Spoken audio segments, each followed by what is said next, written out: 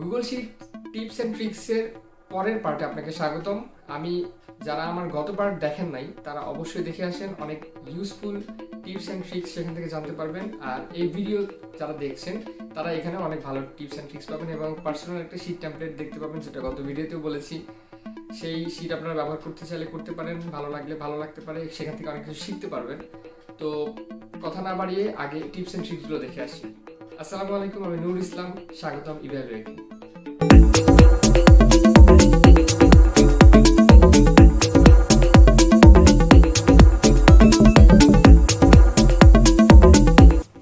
পরবর্তী টিপস হচ্ছে, আপনি যদি এই ফোন নাম্বারগুলোর ক্ষেত্রে, বা আমি একটা দিয়ে এই ফোন নাম্বার দিয়ে উদাহরণ দিচ্ছি, আপনি এই ফোনটা যে কোনো জায়গায় কাজে লাগাতে পারেন। যেমন আমি এই ফোন নাম্বারগুলো থেকে আমার ক্লায়েন্ট যদি আমাকে রিকোয়ারমেন্ট দেয় বা দিয়েছে অলরেডি, যে এই ফোন নাম্বারগুলো থেকে ব্র্যাকেটগুলো রাখা যাবে না, ওয়ান রাখা যাবে না, এই হাইফেন রাখা যাবে না, সেই ক্ষেত্রে আপনি একবারে যদি রিমুভ করতে চান সেক্ষেত্রে অনেক টুলস আছে, যে তার মধ্যে সবথেকে ইজি টুলস হচ্ছে Ctrl+F চাপলে যে বক্সটা আসে, এই বক্সে 3 ডটে ক্লিক করবেন। এখানে আমি ডিলিট করতে চাচ্ছি 1 আর তারপরে স্পেস আর এই ব্র্যাকেট। প্রত্যেকটা নাম্বার থেকে আমি এগুলো যদি ডিলিট করতে চাই তাহলে আমি সেটা দিলাম, সেইভাবে লিখতে হবে যেভাবে আছে। 1 স্পেস ব্র্যাকেট দেওয়ার পরে রিপ্লেস উইথে আপনি ব্ল্যাঙ্ক রাখবেন, এখানে কিছু দেওয়ার দরকার নেই। তারপর রিপ্লেস অলে ক্লিক করলে দেখতে পাচ্ছেন 1 ব্র্যাকেট যেগুলো আমি লিখেছিলাম এগুলো প্রত্যেক ডাটা থেকে রিমুভ হয়ে গেছে। আবার আমি এই ব্র্যাকেট আর স্পেসটা ডিলিট করতে চাইলে ব্র্যাকেট দিলাম, স্পেস দিলাম, রিপ্লেস অল, ডিলিট হয়ে গেল। আবার আমি এখান থেকে হাইফেন স্পেস ক্লিক করলে, আমি এখানে ক্লিক করার পরে রিপ্লেস অলে ক্লিক করলাম, দেখতে পাচ্ছেন খুব সহজে আমি সব কিছু ডিলিট করে ফেললাম। সেমভাবে যদি আপনার এখানে যে কোনো কিছু ডিলিট করতে হয়, ধরে নিলাম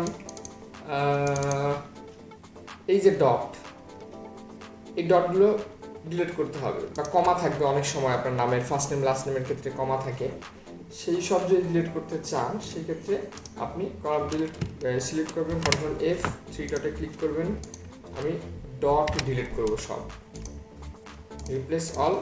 আপনি এখানে কোনো ডট আর পাবেন না, যেমন P.O ছিল, এই ডটটা দেখতে পাবেন না।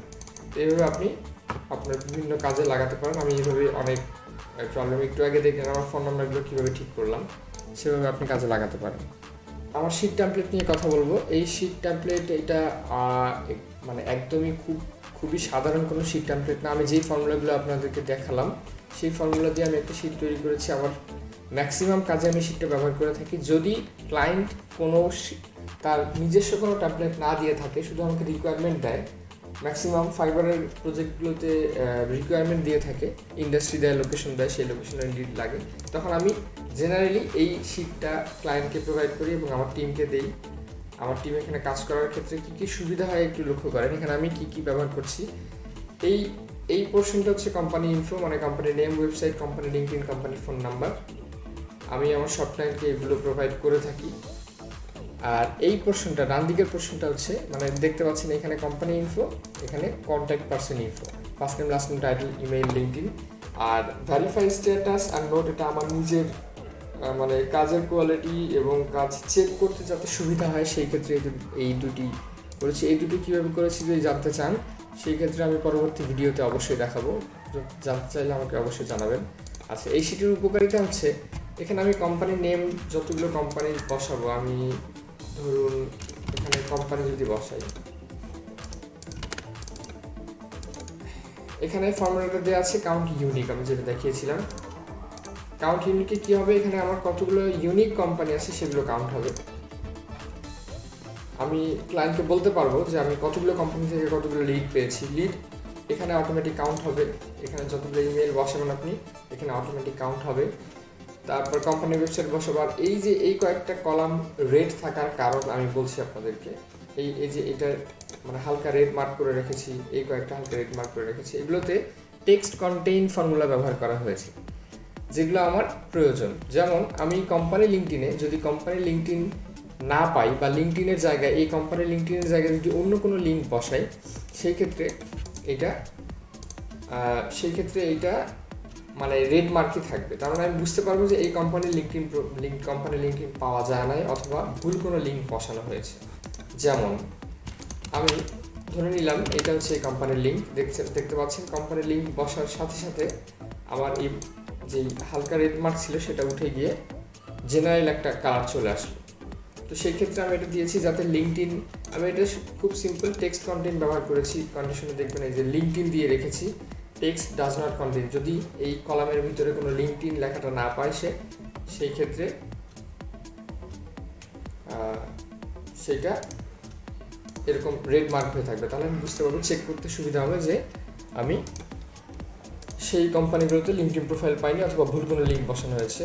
তারপর এগুলোর ক্ষেত্রে হচ্ছে ফার্স্ট নেম লাস্ট নেম, যদি এখানে টেক্সট কন্টেন্ট দেওয়া আছে একটু লক্ষ্য করবেন, এখানে শুধু দেওয়া আছে সেল ইজ এমটি, যদি এমটি থাকে তাহলে এই কালার হবে। যেমন আমি ফার্স্ট নেম দিলাম, লাস্ট নেম দিলাম,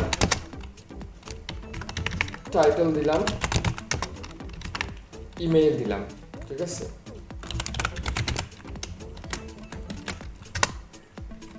এইভাবে কি হবে, আমি এটা সুবিধা হচ্ছে আমি অনেক সময় কপি পেস্টের ক্ষেত্রে অনেক সময় ভুল হয়ে যায়, যে ফার্স্ট নেম লাস্ট নেম বা ফার্স্ট নেম কপি করেছি লাস্ট নেম কপি করে ভুল করে, বা টাইটেল ভুল করে কপি করা হয় নাই, তারপরে ইমেইল বসানো হয়নি, ইমেইলের জায়গায় টাইটেল বসানো হয়েছে, এরকম হইতেই পারে। অনেক সময় নেট স্লোর কারণে, পিসি স্লোর কারণে উল্টাপাল্টা হয়ে যায়। তো সেই ক্ষেত্রে আমি খুব সহজেই মার্ক করতে বা ধরে ফেলতে পারবো যে আমার এখানে কিছু ভুল আছে।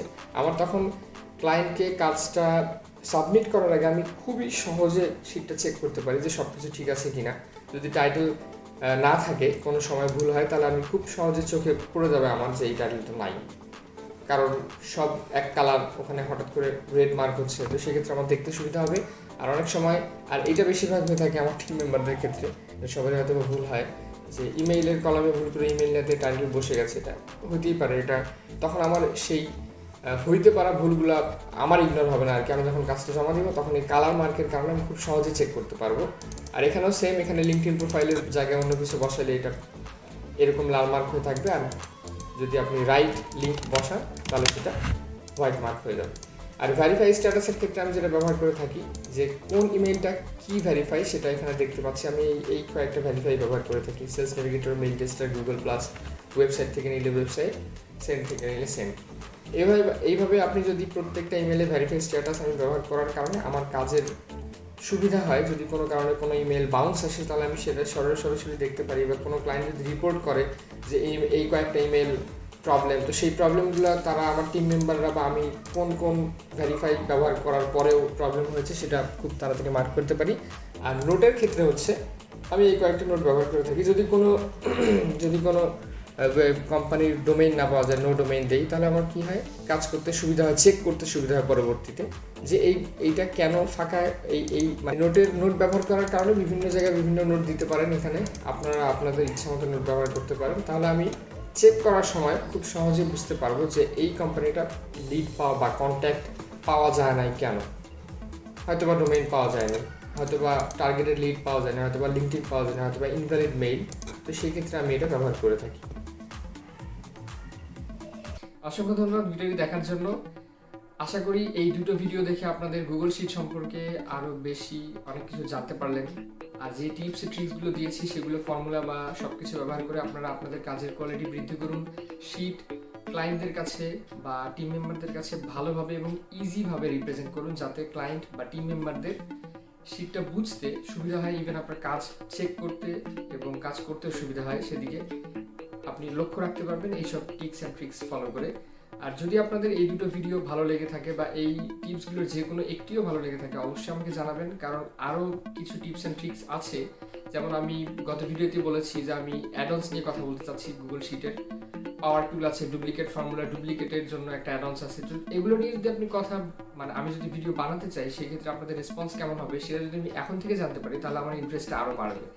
তো কমেন্ট বক্সে জানান যে আপনি এই রিলেটেড আরও কোনো ভিডিও চান কিনা, তাহলে আমি সেটা নিয়ে কাজ শুরু করব। Thank you so much. আর সাবস্ক্রাইব করতে ভুলবেন না, বেল আইকনে ক্লিক করতে ভুলবেন না, তাহলে আপনি আমার নতুন ভিডিওর নোটিফিকেশন পেয়ে যাবেন খুব সহজেই। আর ভালো লাগলে অবশ্যই লাইক দিন, শেয়ার করুন, সবাইকে জানার সুযোগ করে দিন। Thank you so much.